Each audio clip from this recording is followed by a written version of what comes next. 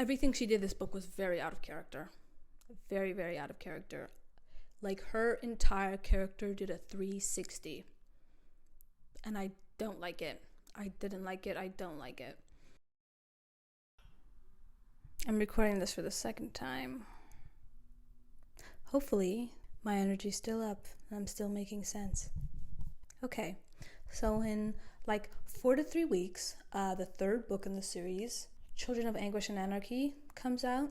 So I was like, let me finish the second book, Children of Vengeance and Virtue. I say finish because I didn't finish it the first time I picked it up, not because I was busy or had other books to read. I just wasn't enjoying myself. I wasn't liking what I was reading. And this is a surprise to me because I love the first book. Love the characters, love the narrative, love the world building, love the story. So I had high expectations for this book. And there were a lot of things that I didn't enjoy. And obviously I'm about to talk about them right now. After I had first finished reading the book, I was like ranting and raving to a bunch of people who had never read this book a day in their lives. So I was like, let me just make a YouTube video, get it all off my chest. And if somebody who actually knows what I'm talking about happens to come on to this video, there will be actually some context for all the things that I'm saying. So this is me attempting to compile my thoughts into something coherent. This is not a sophisticated video essay. It's like a semi-review, but it's really just me, just like chatting. It's really just me talking about the things. It's a rant, okay? It's a rant. I'm ranting. So I feel like you're not making sense and you didn't think these things through.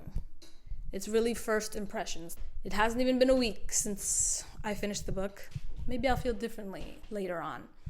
So, yeah.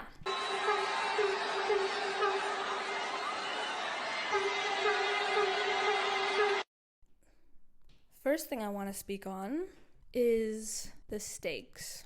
I feel like this book is just lacking stakes.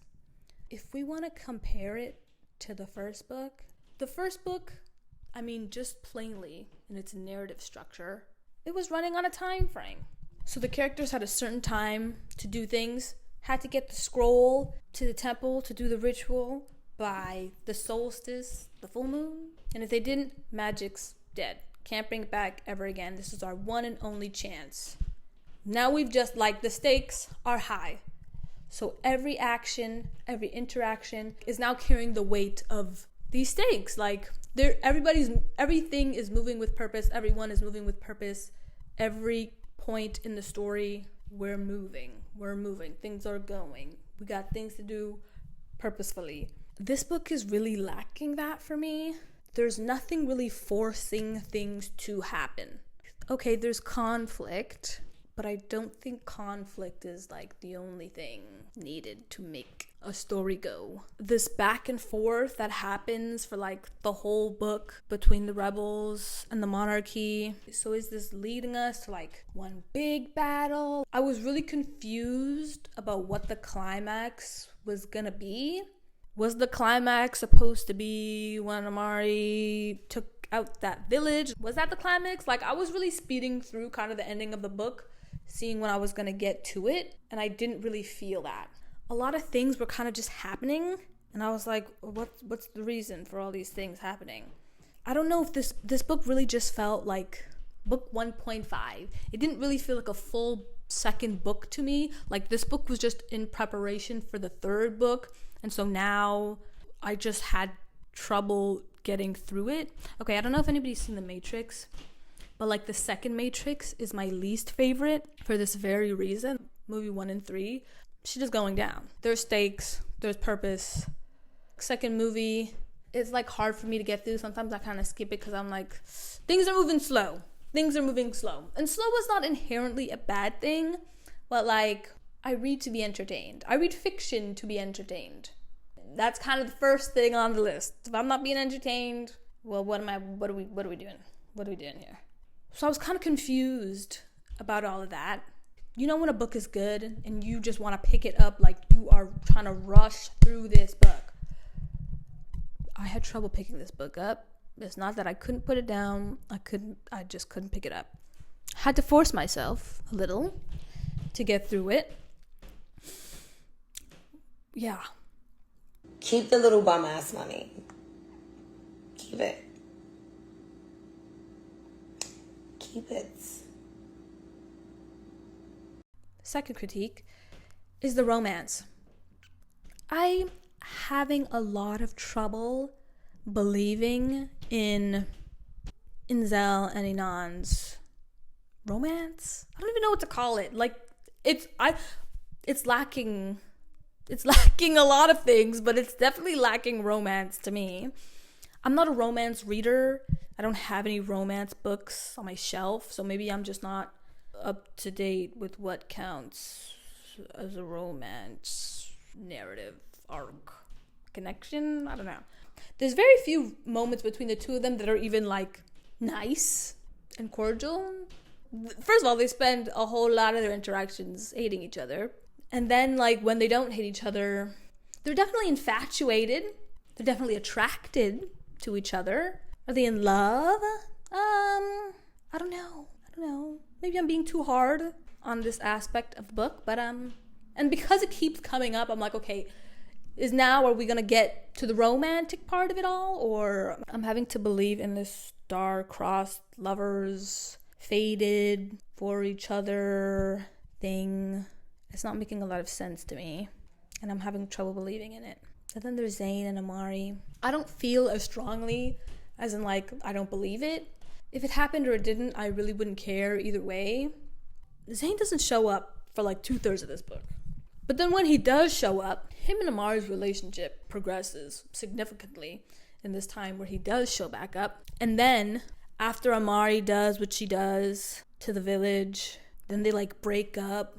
I get this feeling that like Zane only showed back up so he could be like the one to condemn Amari for the thing that she did. And then as a reader, I'm supposed to look at that and be like, yeah. Or like, I'm sad now because like they were so in love and now she has nothing. I don't know. I'm really of the belief that things should have a reason and a purpose. And even if that specific interaction or that specific moment is not like its reason and purpose within itself, it's building to a greater reason and purpose, which is usually the climax. Pick somebody else. Pick somebody else. I'm not addressing this crowd right now. Please pick somebody else. I'm at a 10. Please pick somebody else. This brings me to my next point of like Zélie and Amari being at each other's throats this entire book. Like just the constant fighting and constant bickering. I'm pretty sure at one point the book describes them as family. And obviously in this context, it's like family isn't like the people you value the most, the people you love the most. And so when they're like family, I'm like, I can't even, when have we seen them behave like that? I don't know. Like if we take into account the first book and the second book together, there are a few moments where they're like tight, where they're cool. Because most of the book, Zélie is like distrusting of Amari, doesn't like her, doesn't care for her, which is fair enough, whatever. They don't have to be friends. And then even when they are cool, like it's Amari being the one to initiate. It's not even like Zélie is reciprocating. So when they say family, I was taken aback. Like even when I read their POVs, this whole book, Zell's POV is just full of her like shitting on Amari. She's like, I hate her, can't stand the sight of her. She disgusts me. If she died tomorrow, I wouldn't care. And then Amari's POV, she actually uses the word love for her. Shocked me again. I was like, this is crazy. This is wild. Like, when would y'all have had the time to foster this apparently very poignant relationship? In my opinion, they don't have to be like super close. It'd be great if they were, but I don't think that inherently is what creates interest. Honestly, the way I view them, I'm like, they're like comrades. They're like really cool co-workers. They're like a step maybe real close to friends. But then I get to book 2 and they're tight apparently, and I'm like, I've never seen behavior that would have been like, damn, this is the defining moment where their like relationship has like really progressed. Even when Amari saved her in that first book, I don't think she did that because she wanted to be her friend or like she needed to be her friend.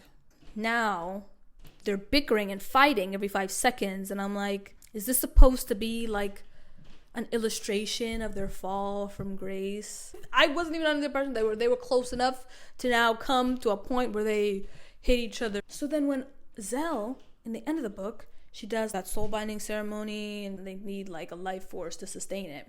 She's like, well, I gotta kill somebody I love. There's only 3 people, 2 of them being Zane and Rowan. Rowan shocked me. But Amari is the only one I can give up. Like, I don't care about her. I was like, what? When did you love her? Again, this word, like, when Amari used the word love the first time, I was like, okay, is something sapphic gonna happen? I was like, okay, like, she likes her, like, no. I was like, love? I'm shocked. I was shocked. I was like, wow. Didn't even know y'all was cool like that. I'm the type of person who was like, I'm waiting for actions. I don't care if your POV is full of thoughts about them. If your behavior is doing nothing to show that to me, in 2 books now, why would I ever be under the impression that y'all love each other like family? The bickering was just exhausting. Made it very hard to get through. Because I was like, damn, when are we going to get to something of consequence? Because the fighting didn't even lead to something. They weren't even fighting for a reason. And then, like, they overcome it another cool. Nah, they just fought the whole time. And I was like, oh, Jesus Christ. Like, I don't know. It was exhausting. It was exhausting. Don't get me wrong, I'm not saying that the girls are not doing their thing, but they're not doing it. There was a lot of new characters. There were so many that like showed up for intermittent points of times, and I was like, I don't know who any of these people are. I don't know. There's so many people, and like I'm okay with a big cast of characters, but if they're not showing up enough and doing enough things, I was like, in one ear out the other, you're obviously not important. But regardless, Rowan, when he first showed up, I was like, okay, he's here for a minute. I don't know, is he like a Deus Ex Machina? Like, is he gonna show up in the end to do something? I didn't realize he was being set up to be a part of the gang now. Like, is that what he's doing? But then when they started this like romantically charged arc between him and Zélie, and I'm like, if this is the way we've decided to make him a permanent fixture, is through bloody romance, which I already feel like the book does not have a good track record for. I was like, cement him here in a better way that would make me care about him, because I don't really care about his character. I know he just got here, so maybe I'm not supposed to yet. Even at the point when he almost dies near the end, I was like, okay, another character dead. I don't know. Like, we're coming back to my issue with the stakes and like the lack of purpose. Like, what is he doing here? What is the reason? Like, is he replacing Zane's character? Is like Zell's emotional regulation, cleaner up of her messes? Like, is he there to replace Inan because he wasn't here in the book, so now she needs somebody else to kiss? Another character, Zélie, he dies again. What was the point of that? Like, to me, he served more purpose when he was alive. He was a great way for Zélie to feel connected to the other Magi, to her own clan. Her spirits were high when he was around, so I was like, okay, he's a good character for her. Makes her happy. Then when he died, she was depressed, obviously. But I was like, it's not even like that depression led her somewhere. It's not even like she overcame the depression. It was like, oh, I gotta live for him and make sure his death wasn't in vain or something like that. It was like, no, she was just sad. And then like, she was like, oh, we gotta run away, because like, I don't want anybody else to die. Which is like, whatever. I'm not critiquing Zell's emotional state, but it's like, even when she did like get back that will to live and to fight, it was because of her own near-death experience. Like, she was like, oh, I don't want to die. I actually want to live and, like, fight for my people or whatever. It wasn't even his death that did that for her. So I was like, why do we kill him again? To, like, show us that war doesn't save anybody. But I was like, it saved a lot of people. I don't know. It saved Rowan. Shit. So I was like, what? I don't know. Like, I don't know how many times I've said I don't know right now.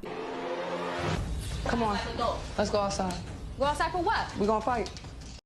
Next, I want to speak about Inan. Let me just say off the bat, because I don't know if I'm going to be able to contain it. I don't like Inan. I don't know if I'm supposed to. Obviously, he's an antagonist, so maybe he's not supposed to be liked, which is well and good. You can still like antagonists, you know? I don't like him. So what I have to say might come off as having very little grace for him, but it is what it is, man. Whatever.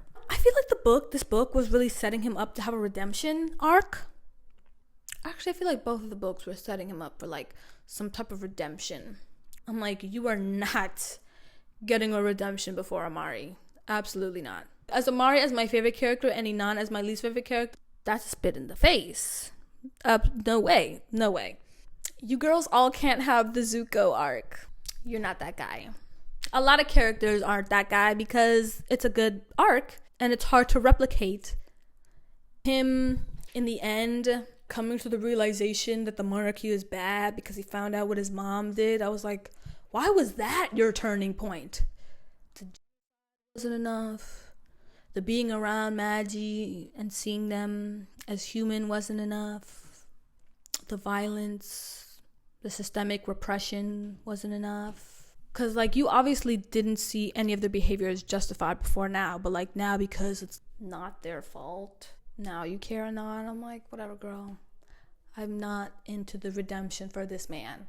I am not into it. Especially when it was, like, squished into the last 50 pages of the book. I was like, no. Nuh-uh. Mm-mm-mm. And then this, just in comparison to the way that Amari was treated this book. No. And then, like, as readers, I feel like we're supposed to see that, like, deep down, he's good. In the scene where Amari calls Inan to the camp, the dreamscape, and then, like, Zell catches them, and he says something like, oh, you know me. Does she? Do we? Are we supposed to? You're the one who has access to her mind, not the other way around. Like, the first implication of that interaction was like they got a close enough relationship that like she can see into his soul underneath all the fucked up shit that he did, and like we're supposed to see that like there's like good in him. And I'm like, the potential of you being good isn't enough, babe. You did bad stuff. You continue to do bad stuff. Even your little efforts to trying to do good stuff will never be on the level of what Amari has done so far. Like, why are we trying to pat Inan on the back for the little things that he's doing? But now we're like, Amari's getting punished, which, like, obviously I don't agree with what she did, but like, even when she was doing good stuff, nobody was there going like, oh, good job. Anyway, I'm not into it. I'm not into this Inan redemption arc at all.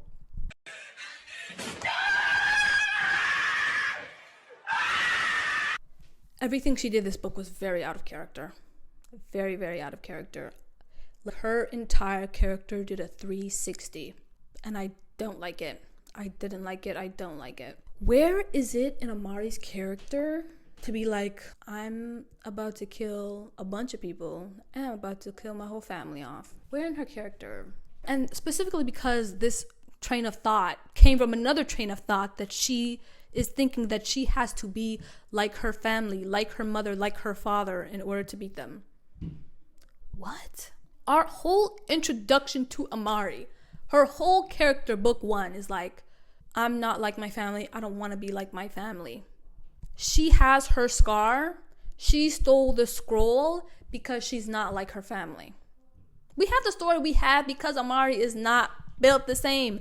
Everything she did was a rejection of the mold that her family tried to put her into. And now all of a sudden we're supposed to believe that she wants to fit into that all of a sudden. Why does she have to be this toughened person? Even the sentiment that this is what's making her character stronger is really insulting because it's saying that the way she was in book 1 wasn't strong. There was no strength in the gentleness that she had, which I just feel like is incorrect. I just feel like that's wrong. That's what made her character unique. That's what makes a large portion of her character. And now that's like gone. That wasn't real. This is the development. But then in the end, she regrets it because it didn't kill her family. Like, if it did kill her family, would she have not regretted it?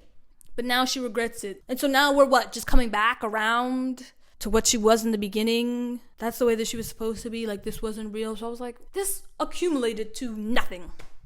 This wasn't development for her. It wasn't development for anybody else. It wasn't development for the narrative. It was pointless to me. I'm still having trouble seeing what all of that was for. And then Inan, he was like, oh, the monarchy's bad. Like, don't you see the way that it poisoned Amari? Like, don't you see what it made her do? She had trauma.